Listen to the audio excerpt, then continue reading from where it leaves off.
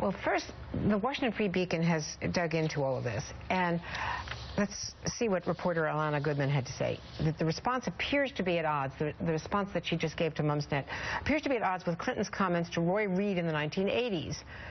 She told Reid in the recordings that the local prosecutor, Mahan Gibson, asked her to take on the case as a personal favor.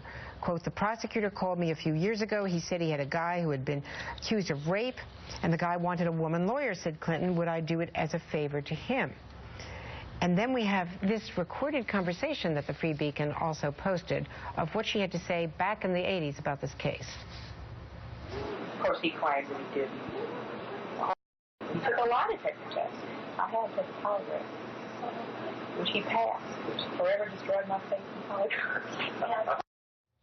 So it seems that she knew the guilt of the assailant.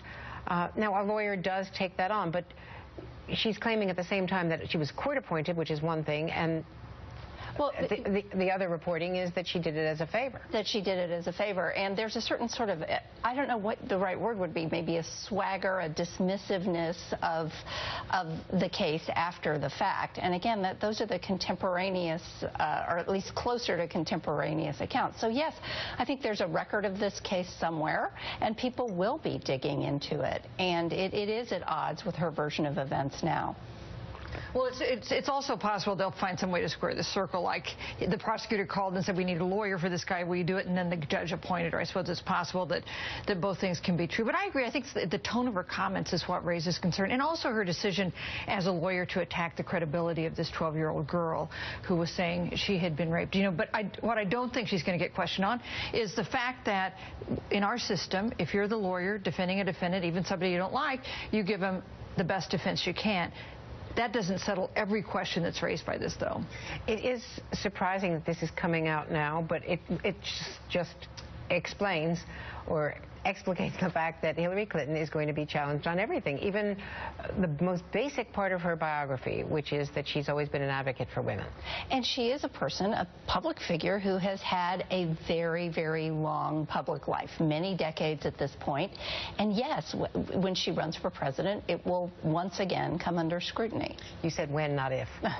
If and when she runs for president. I would agree with you that it's when, given all of the indices from the book tour. I watched her in Aspen, by the way. I disagreed with the Wall Street Journal story yesterday. I was there for that speech in Aspen last week, and I did not see her trying to differentiate herself from the Obama record, no more so than she has in her book with something we already knew, which is that she advocated for a more muscular policy on Syria than he did. She wanted airstrikes, and you know, I just don't see her really taking that route now, maybe later on, but I don't see her separating herself from this White House. But isn't this a story we'll be writing for the next 2 years? The way in which she's got to chart her own course that's distinct from that of President Obama and distinct from that of President Clinton, as a matter of fact, right? It's one of the things that she'll need to do, that anybody needs to do when they've worked for the incumbent and you're running for president yourself. That's not unusual. She does, I think, in her book outline a somewhat more muscular strategy on foreign policy, not just on Syria, but also on Russia, on Egypt. And when I interviewed her about her book, I asked her if she had a different approach on worldview than President Obama, and she said whether she was more realistic, less idealistic. And she said, I think of myself as an idealistic realist, but I know that you cannot just wish things away.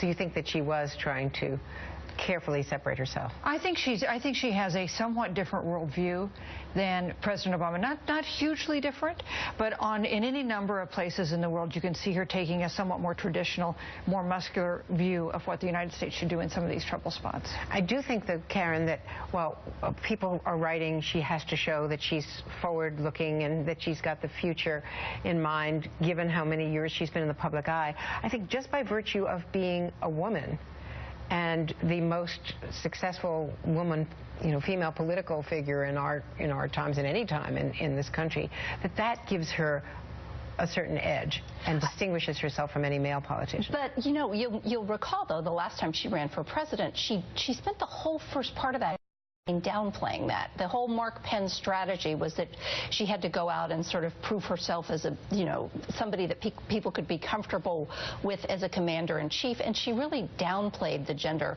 What we see her going into the campaign that may or may not happen now is really sort of leading almost with gender. Indeed, which is why this story, the rape story, could be troubling, depending on how it plays out.